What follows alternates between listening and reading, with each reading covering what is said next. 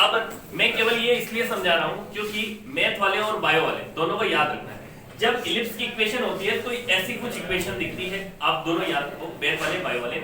इधर देख लो, इधर देख, एक्स स्क्वायर अपॉन ए स्क्वायर वाई स्क्वायर अपॉन में बी स्क्वायर इक्वल टू 1। यहाँ 1 होता है तो ये एक्स का ए स्क्वायर और वाई का बी स्क्वायर का मतलब है कि ये जो भी इलिप्स बना इस तरह से, ये एक्स एक्सिस और ये वाई एक्सिस, तो एक्स एक्सिस पे ये जो एक्स के नीचे ए लिखा है ना, ये डिस्टेंस हो जाएगी ए, ये डिस्टेंस हो जाएगी ए, और वाई के नीचे जो बी स्क्वायर लिखा है तो ये बी हो जाएगी ये वाली डिस्टेंस, ठीक है ना। तो इसको हम बोल देते हैं मेजर एक्सिस और इसको बोल देते हैं माइनर एक्सिस। मेजर एक्सिस और माइनर एक्सिस। तो मेजर एक्सिस और माइनर एक्सिस अगर ये दोनों ही वैल्यू क्या हो जाए, 1 1 हो जाए, या दोनों ही वैल्यू इक्वल हो जाती, तो दोनों ही वैल्यू इक्वल हो जाती तो क्या बन जाता, सर्किल बन जाता एग्जैक्टली। ये वाली वैल्यू और ये वाली वैल्यू इक्वल होती है तब क्या बन जाता है, सर्किल। और वो वैल्यू बनती, दोनों की वैल्यू ए ए आ जाती है, यहाँ से भी ए, यहाँ से भी ए, तो इसके नीचे भी ए स्क्वायर, इसके नीचे भी ए स्क्वायर, वो कॉमन लेके यहाँ चला जाता और क्या बन जाता, सर्किल। तो सर्किल की इक्वेशन और इलिप्स की इक्वेशन में इस बात समझ में आ रही। अच्छा, अब ये इलिप्स के अंदर तो ये वाली एक्सिस होती है minor axis, sorry major axis, और ये वाली होगी माइनर एक्सिस। तो x के नीचे क्या होता है, x की एक्सिस, तो x के नीचे क्या है, x की एक्सिस। तो ये देखो कंपेयर करो, तो a की वैल्यू क्या हुई, कैपिटल A, तो x के अंदर क्या आ गई, ये डिस्टेंस कैपिटल A, 0 से लेके कैपिटल A तक, ठीक है ना। अच्छा, v के अंदर देखो, y एक्सिस कौन है, v, y एक्सिस पे कौन है, v, a ओमेगा, तो a ओमेगा आ गया, ठीक है ना, इस तरह से। तो अब हम देखते हैं कि यहाँ पर हमें इसकी इलिप्स की इक्वेशन मिली कैसे। हम इस इक्वेशन को थोड़ा सा मॉडिफाई करके x और v की एक इलिप्टिकल इक्वेशन बनाते हैं। तो ये जो होती है, जब वैल्यू x की वैल्यू डिस्प्लेसमेंट होता है 0, तो वेलोसिटी होती है मैक्सिमम। जब इस तरफ जाता है पार्टिकल, इस तरफ, तो इसकी वेलोसिटी कम होती क्या हो जाती है, 0। जब ये कहां पहुंच जाता है, एक्सट्रीम राइट में पहुंच जाता है, तो क्या हो जाती है, वेलोसिटी 0। फिर वापस शुरू होता है तो वेलोसिटी की डायरेक्शन देखो नेगेटिव होना शुरू होती है। जब उधर से आएगा पार्टिकल, उधर से आएगा तो क्या होगी, वेलोसिटी की डायरेक्शन होगी नेगेटिव की साइड में, तो ये वेलोसिटी नेगेटिव होती गई, ठीक है। फिर हो जाएगी वापस मैक्सिमम, फिर वापस नेगेटिव डायरेक्शन में ही चल रहा है अभी भी, लेकिन एकदम एक्सट्रीम लेफ्ट पे जाके क्या हो जाएगा, 0। फिर एक्सट्रीम लेफ्ट से वापस स्टार्ट होगा तो राइट में स्टार्ट होगा, तो राइट में वापस से वेलोसिटी पॉजिटिव डायरेक्शन में जाएगी। तो इस तरह से वेलोसिटी और डिस्प्लेसमेंट का कर्व है, ठीक है। अच्छा, अब जैसे ही मान लो आपको बताया मैंने कल कि हम इधर जाते हैं, डिस्प्लेसमेंट इधर होता है, तो फोर्स किधर लगता है, उल्टा, ठीक ना, पीछे की तरफ लगता है। तो डिस्प्लेसमेंट पॉजिटिव तो फोर्स नेगेटिव, तो फोर्स नेगेटिव तो एक्सेलरेशन भी नेगेटिव। तो डिस्प्लेसमेंट पॉजिटिव डायरेक्शन का, तो फोर्स का एक्सेलरेशन नेगेटिव डायरेक्शन का।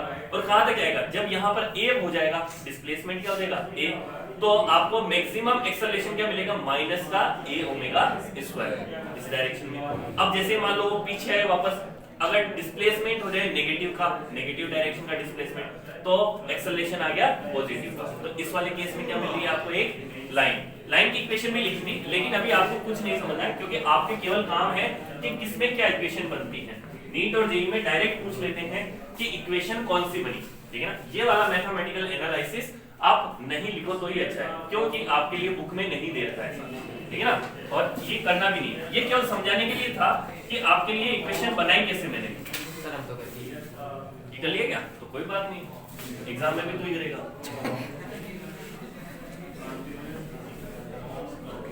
ओके, अच्छा, अब हम इक्वेशन बनाना सीखते हैं, ठीक है। इक्वेशन बनाने का देखो कॉन्सेप्ट क्या है। कोई भी पार्टिकल इधर गया, ठीक है, हमारे पास डिस्प्लेसमेंट की इक्वेशन कैसी आई थी, मैं जो भी है सारी इक्वेशन लिख देता हूं एक बार। डिस्प्लेसमेंट की इक्वेशन आई थी a sin omega t, v की value I a omega cos omega t, a की वैल्यू आई माइनस का a omega square sin omega t। हमारे पास ये इक्वेशन है। अब आपको कोई भी ऑसिलेशन दे दिया, आपको उसकी इक्वेशन बनानी है। कोई भी ऑसिलेशन दे दिया और उसकी इक्वेशन बनानी है। अच्छा, ये इक्वेशन कब काम की है, ध्यान रखना, ये इक्वेशन तभी काम की है जब पार्टिकल कहां से स्टार्ट हो, 0 से स्टार्ट हो, मीन से स्टार्ट हो, मीन से इधर जाए और फिर वापस मीन पे आके वापस इधर जाए और फिर वापस बीच में आ जाए। यहां तक समझ आया, ऐसे ये वाला ऑसिलेशन चल रहा है। अब जब तक ये ऑसिलेशन चल रहा है तब तक तो ठीक है, लेकिन अब एक गड़बड़ होगी। गड़बड़ क्या होगी, पार्टिकल जब भी थोड़ी यहीं से स्टार्ट है, हो सकता है पार्टिकल ने स्टार्ट किया हो इधर से चल के इधर आए फिर वापस ऐसे जाए, तो इस वाले केस में इसकी इक्वेशन अलग हो जाएगी। क्यों? जब बीच में से स्टार्ट करता है तब टाइम t इक्वल टू 0 पे डिस्प्लेसमेंट भी क्या होता है 0, लेकिन जब यहां से स्टार्ट करता है तो t इक्वल टू टाइम 0 पे डिस्प्लेसमेंट क्या मिलेगा एम्पलीट्यूड के इक्वल 1। तो हमें हर बार अलग अलग इक्वेशन बनानी है। ये एनालिसिस एनसीईआरटी में दे रखा है और मैं जो एनालिसिस कराऊंगा वो लगभग आपके जेईई लेवल तक का हो जाएगा, ठीक है ना। अभी आप ध्यान से देखोगे, ये इक्वेशन तो है आपके जब पार्टिकल कहां से स्टार्ट हो रहा होगा, मीन पोजीशन से स्टार्ट हो रहा होगा, ठीक है ना। तो पहले इसको एनसीईआरटी में कुछ नाम दिया है, ग्राफिकल इस तरह से कुछ नाम दिया है, अजीब सा नाम है इसका।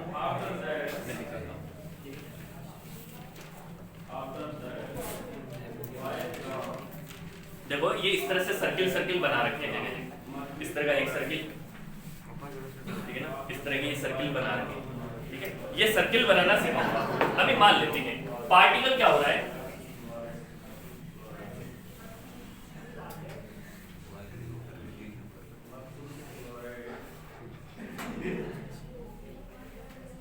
एक पार्टिकल ऐसे गोल गोल घूमता जा रहा है। पार्टिकल क्या कर रहा है, गोल गोल घूमता जा रहा है और इसकी एंगुलर स्पीड कितनी है ओमेगा।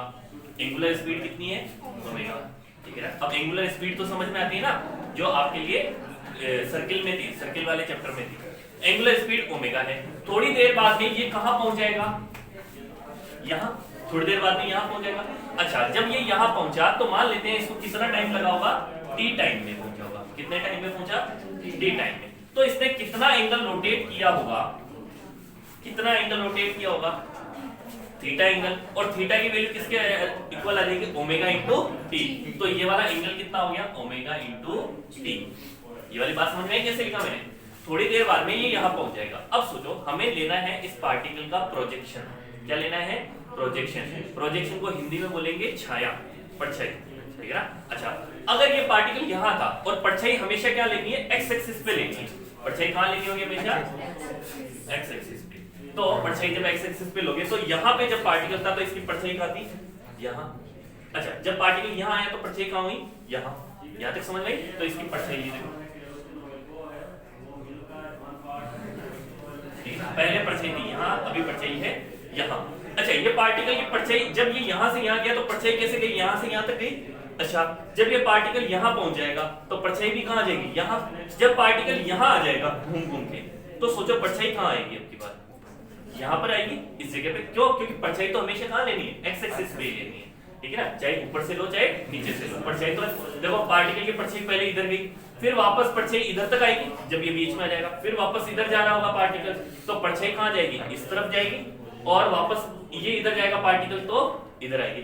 अगर पार्टिकल ने एक कंप्लीट रोटेशन किया तो उसकी परछाई कैसे चलती है, देखो आगे जाती है, फिर बीच में आगे, फिर वापस पीछे आती है, फिर आगे आती है, समझ आ रहा है। तो इस पार्टिकल की परछाई कौन सा मोशन कर रही है, पार्टिकल की परछाई कौन सा मोशन कर रही है, ऑसिलेशन।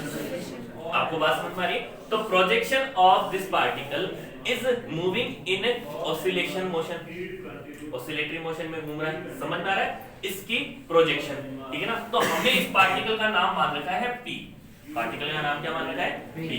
इस पी का प्रोजेक्शन जहां पर भी आता है वो डिस्टेंस यहां से क्या हो जाएगी, एक्स। वो डिस्टेंस क्या हो जाएगी, x, क्योंकि ये x वेरी कर रही है बार बार, क्योंकि थोड़ी देर बाद में आगे चला जाएगा तो x की वैल्यू a भी हो जाएगी, थोड़ी देर बाद में पीछे भी आएगा तो x की वैल्यू कुछ कम भी हो जाएगी, ठीक है ना। अब इस x की वैल्यू फाइंड करते हैं। तो x की वैल्यू क्या होगी, ये है इसकी रेडियस। रेडियस कितनी है, a, ठीक है ना। तो radius of circle, radius of circle a, particle p is moving on this। तो बेटा जल्दी जल्दी मत लिखने का, ठीक है ना। Moving on this circle, particle p क्या कर रहा है, मूव कर रहा है इस सर्किल में, ठीक है ना, विथ एंगुलर स्पीड ओमेगा, ठीक है ना, विथ एंगुलर स्पीड ओमेगा, ठीक है ना। After T time, after T time particle position is per shown in T time बाद में पार्टिकल की पोजीशन हमने डायग्राम में शो कर रखी है, ठीक है ना। इज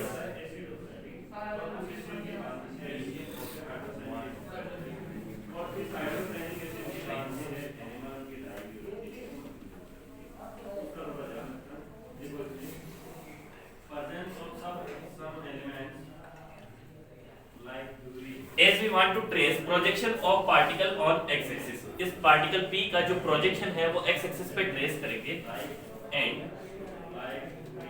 get that this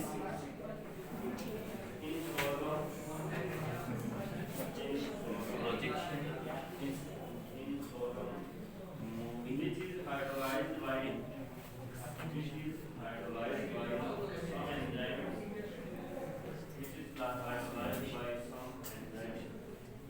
तो देखते हैं क्या है, get that this projection is moving in oscillatory motion, ठीक है ना।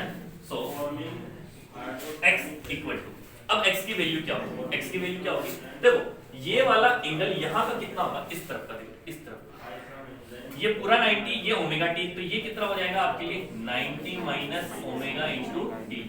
ये वाली बात समझ में आई आपको, कैसे लिखा मैंने ये? अच्छा, ये 90 माइनस ओमेगा इंटू टी, तो x की वैल्यू क्या हो जाएगी, ये वाला क्या है a, रेडियस है सर्किल की a, ठीक है ना, ये a और ये है x और ये है आपके पास में एंगल। तो मैं इससे इसकी वैल्यू का cos थीटा निकाल सकता हूँ। cos थीटा क्या होता है, बेस अपॉन में हाइपोटेनियस, ठीक है ना। तो मैं इधर एक ट्रायंगल बना लेता हूँ, ये वाला साइड में, ठीक है ना। ये वाला हो गया 90 माइनस ओमेगा टी, ये वाली वैल्यू हो गई x और ये वाली वैल्यू हो गई a, ठीक है ना। तो x की वैल्यू कितनी आएगी, a cos 90 minus omega into T, तो x की वैल्यू क्या आ गई, a sin omega T, cos 90 minus theta sin theta. तो ये वाली इक्वेशन देखो आ गई, ये वाली इक्वेशन आ गई। ये वाली बात समझ में कैसे किया मैंने, तो मुझे इस सर्किल से मैं क्या कर सकता हूं, इसके प्रोजेक्शन की जो भी वैल्यू निकालूंगा, ठीक है ना, प्रोजेक्शन की जो भी वैल्यू निकालूंगा उससे मेरे को क्या निकल जाएगा, इसकी इक्वेशन मिल जाएगी, इसकी ऑसिलेशन की इक्वेशन मिल जाएगी। यहां तक बात समझ में आई? अच्छा, अब यही काम हम करते हैं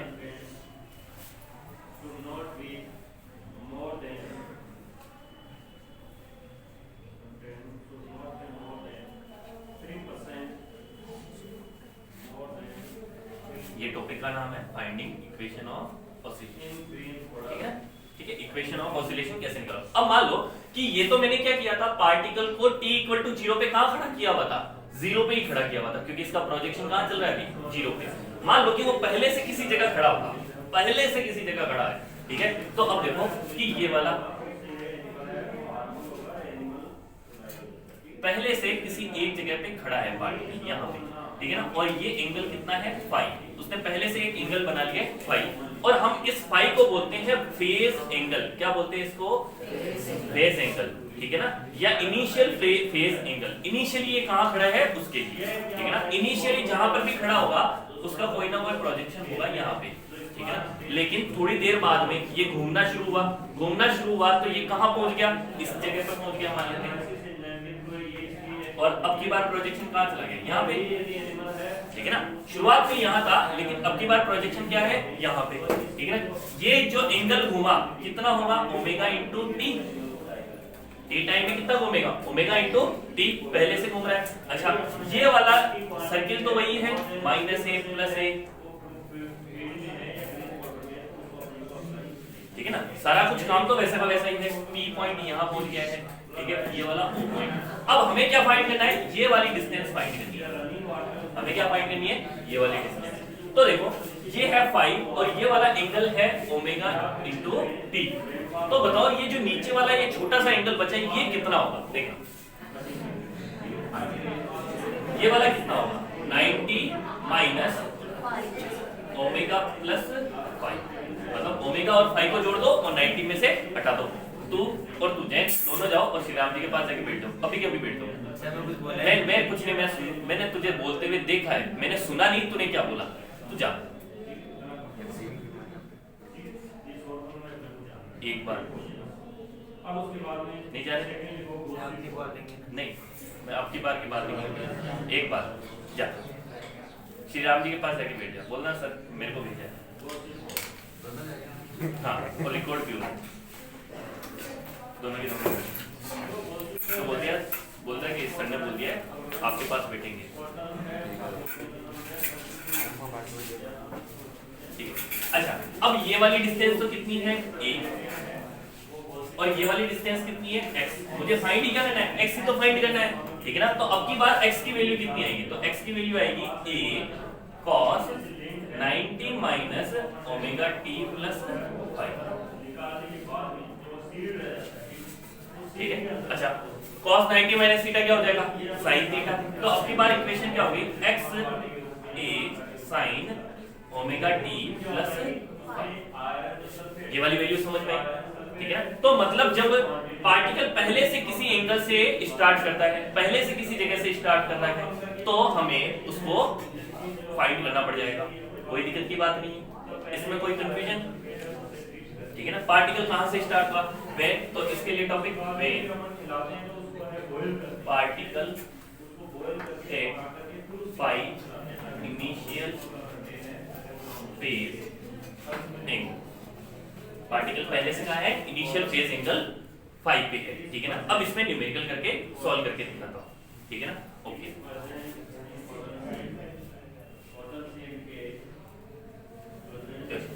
क्वेश्चन, अब आपको क्वेश्चन इस तरह से पूछेगा कि पार्टिकल शुरुआत में कहां है, a/2 पे है, शुरुआत में कहां है a/2 पे, ठीक है ना।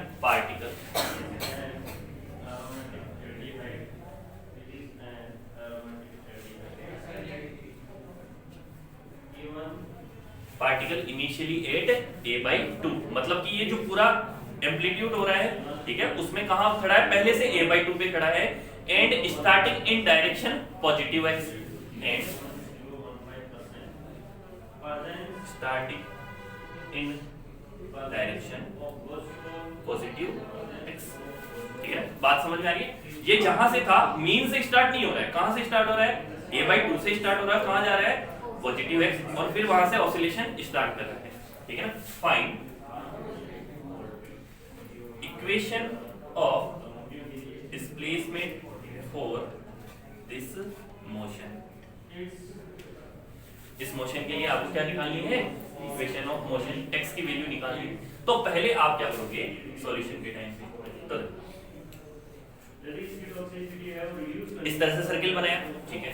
अच्छा पार्टिकल पहले से कहां था, a/2 पे, ये था a और ये कितना हो गया a/2, तो पार्टिकल जहां पर भी था उसके हिसाब से पार्टिकल यहां कुछ होना चाहिए कि नहीं होना चाहिए, ठीक है। तो पहले से यहां था, तो अभी आपके पास में ये एंगल नहीं दिया, ये एंगल दिया नहीं, अगर ये एंगल होता तो आप डायरेक्ट इक्वेशन में रख लेते, लेकिन मैं आपको पहले से एंगल सॉल्व करना दिखा रहा हूं, ठीक है ना। तो ये होगी a/2 डिस्टेंस, ये वाला डिस्टेंस होगी a, तो ये वाला एंगल यहां से फाइंड कर सकते हो, कैसे, पहले ये वाला एंगल फाइंड कर लो और फिर इससे ये वाला एंगल फाइंड हो जाएगा, ठीक है ना। तो मैं ये ट्रायंगल को बाहर निकालता हूं, ठीक है, ट्रायंगल को बाहर निकाल रहा हूं, तो ट्रायंगल देखो इस तरह से बाहर निकल, ये हो गया पॉइंट O, ये वाली डिस्टेंस हो गई a/2 b, और ये हो गया a, ठीक है। अब ये वाला एंगल कैसे आएगा, तो cos theta equal to a/2 upon में a, बेस अपॉन में हाइपोटेन्यूज, और इस एंगल को मैंने थीटा लिया है, ठीक है ना। आप इसको एंगल को अल्फा वगैरह कुछ भी ले सकते हो, मैंने अभी थीटा लिया है, तो cos थीटा की वैल्यू कितनी आई है 1/2, और 1/2 कब होती है थीटा की वैल्यू, थीटा की वैल्यू 60 डिग्री पे, तो आपके लिए थीटा की वैल्यू कितनी आ गई 60 डिग्री। अच्छा ये वाला एंगल मैंने 5 लिया था, इसको मानना है 5, तो 5 की वैल्यू कितनी हो जाएगी, 5 इक्वल टू क्या हो जाएगा 90 माइनस थीटा, ये हो जाएगा 90 माइनस 60 इक्वल टू कितना हो गया 30 डिग्री। तो आपके पास में एंगल पहले से आ गया कितना 30 डिग्री, ठीक है, ये वाला एंगल आ गया। अच्छा यही सेम क्वेश्चन ऐसा ही है, ठीक है। अब इसको ओमेगा टी से घुमाओगे और फिर रखोगे, तो ए साइन ओमेगा टी प्लस 5 की वैल्यू कितनी रख दोगे 30। तो आपके पास इक्वेशन ऑफ मोशन कितनी आ गई A sine omega T plus 30 degree. ये हो गया आपका आंसर। आ गया समझ में? मतलब क्वेश्चन में पहले से बोला a/2 पे है, आपको अब क्या सॉल्व करना पड़ेगा, एंगल निकालो और एंगल फाइंड करके उसको वैल्यू को फाई में पुट कर दो। तो आप एक्चुअली क्या करते हो कि फाई निकालो और ये इक्वेशन होगी आपकी जनरल इक्वेशन। ये कौन सी इक्वेशन होगी जनरल इक्वेशन, ठीक है ना। तो मैं इसको लिख देता हूं।